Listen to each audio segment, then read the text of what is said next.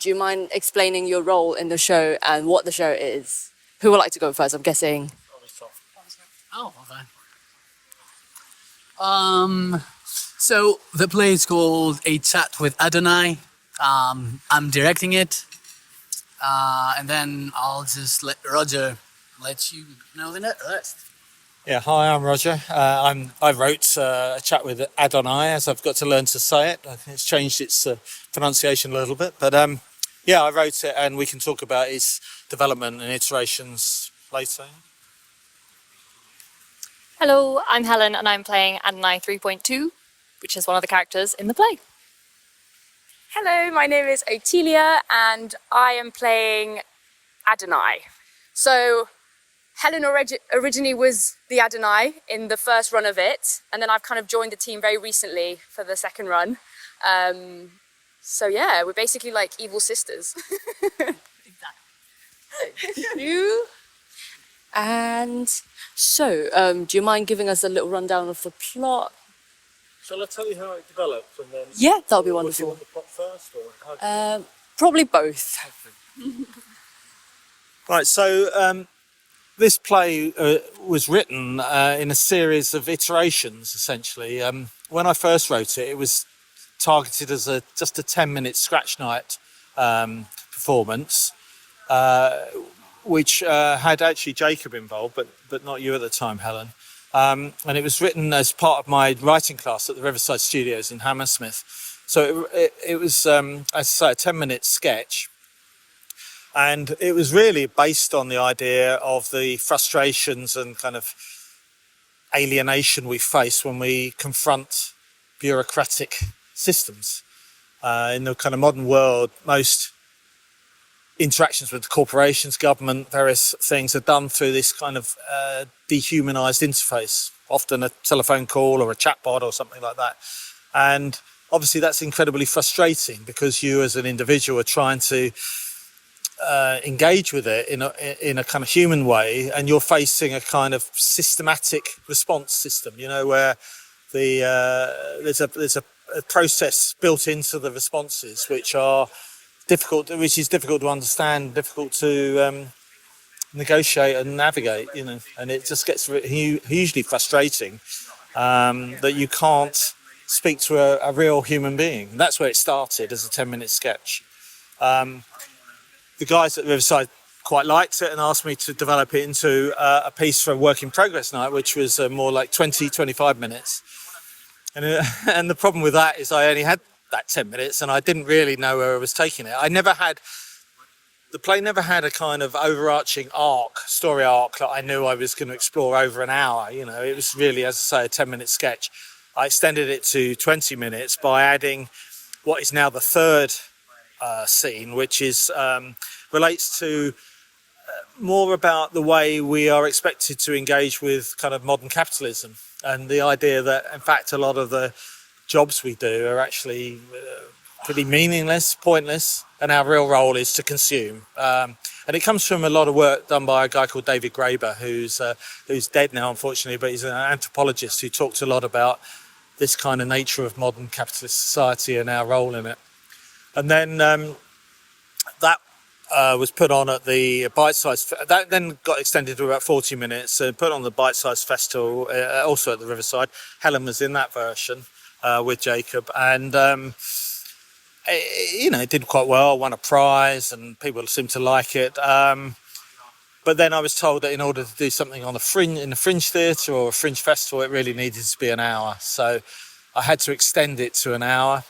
And I couldn't really work out, due to the structure of the play, I couldn't really work out a way of putting something before the first scene or after the last scene. So I shoved something in the middle. And the bit in the middle is really more about, I guess, about AI and automation and consciousness. You know, what is consciousness, and do these modern AI systems, are they actually thinking, and are they self-aware, are they sentient, you know? And there's a lot about that, and it also draws a lot on this on the bit out of 2001 where Hal gets turned off. It's about killing a potentially sentient being by switching it off. So that's where it came from. So I think there is a danger that it could be somewhat fragmented because it came from 3 separate sources and it has 3 kind of key ideas in the 3 acts. But I think with the help of a good director like Sot, he managed to kind of chain it together into some kind of coherent whole, you know. Anyway, that's enough from me.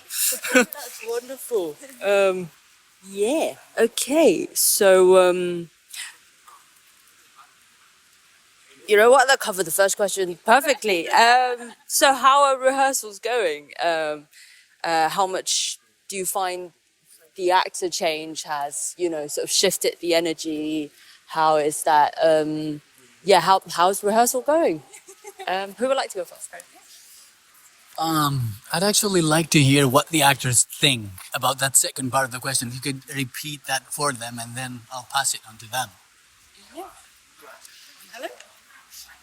The second part, sorry, what was the second part of the question? How has you know, bringing in different actors, how might that have changed the energy in the rehearsal room, and yeah, how much do you find actors contribute to the energy and development of the show? I think it's been lovely. It's really nice because it's been such a different approach this time to go like back into the text, take it apart, see what's there, see what like it could link to mythology, like gods, and how that like kind of similarity between AI and gods, like how that comes into play.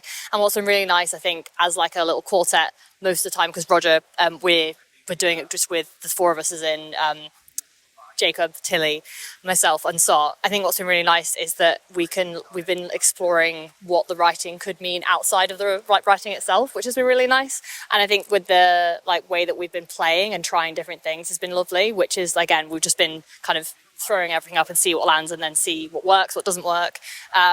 And what's been really nice, like to lend Sot has been kind of like corralling us and like steering our ship and saying, okay, let's try this and let's play with this more and let's see how absurd we can take this. Because these characters of like, especially between Tilly and I with the AI characters, what are their similarities? What are their differences? Like Tilly described us earlier as like the evil sisters. It's very like that's quite a good way to like sum it up. Because I think it's really nice is that we've been exploring what does it mean to be all powerful. And like as human beings, we can never really appreciate that. But like, how does that influence your behavior? If you think you're perfect and you go into a room, what does that look like? What does that feel like? So yeah, that's really nice. I think it was a very interesting process, especially like the first, was it 2-3 weeks? Yeah, sorry. We did. Okay, make sure that you scoot a little bit forward. Oh, sorry.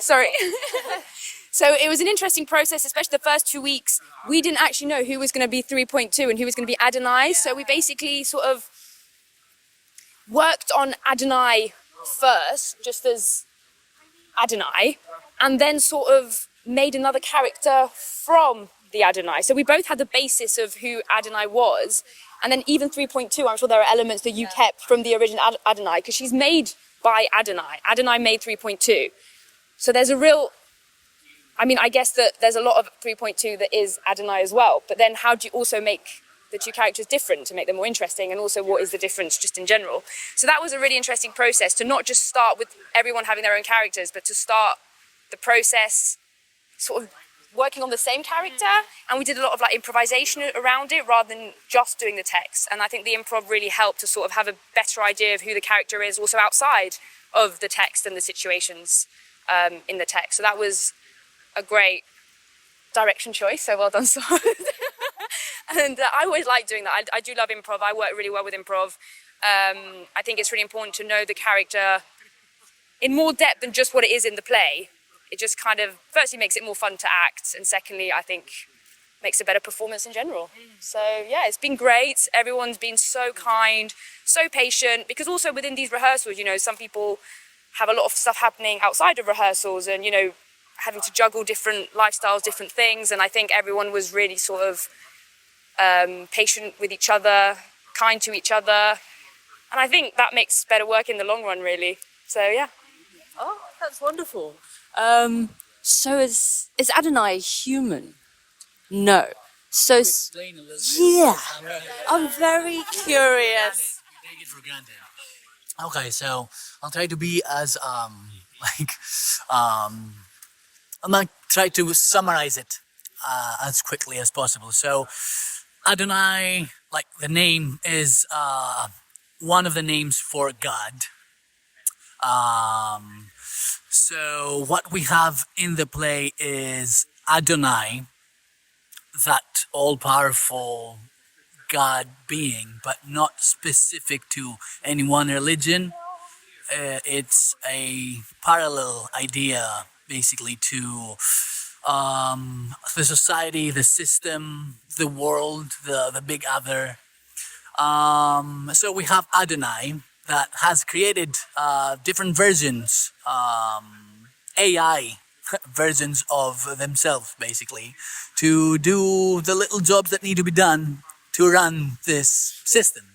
So 3.2 is one of those versions, and you could say all-powerful AI, or at least that's how I like to think about it.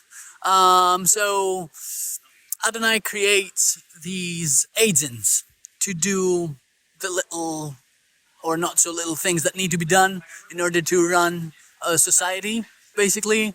And then we get to see the reaction between a human being looking for answers, looking for meaning in their lives, and trying to get those answers from this system.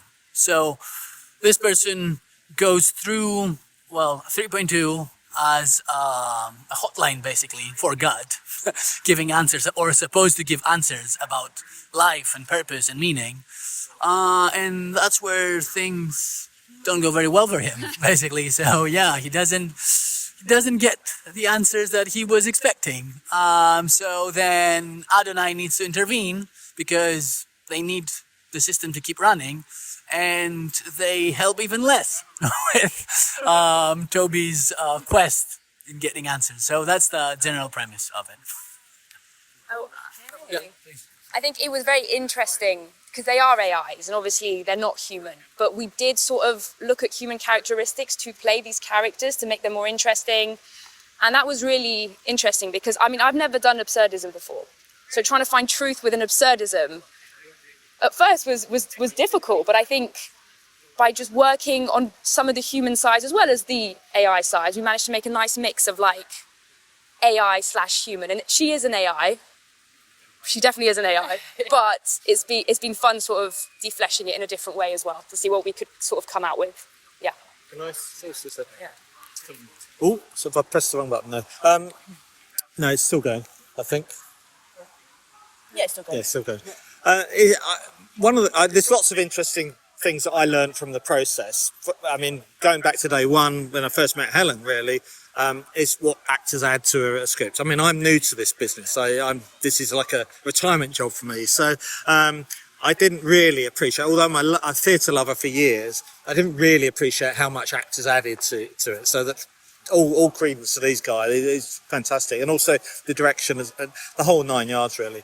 But what I was going to, and actually watching Sot direct, I thought it was fascinating to see stuff that I'd written be so deeply explored and interrogated and questioned, and that was a great experience for me. But what I was picking up on was this idea that it's absurdist. Now, I think it, as a play, probably would fall into the category of absurdism. But my concern is it's actually quite real. This is actually talking quite a lot of truth about the way we live nowadays. Our sense of meaning and purpose in life is distorted by our presence within, not to get overly political here, but presence in this system which is exploitative and uncaring. And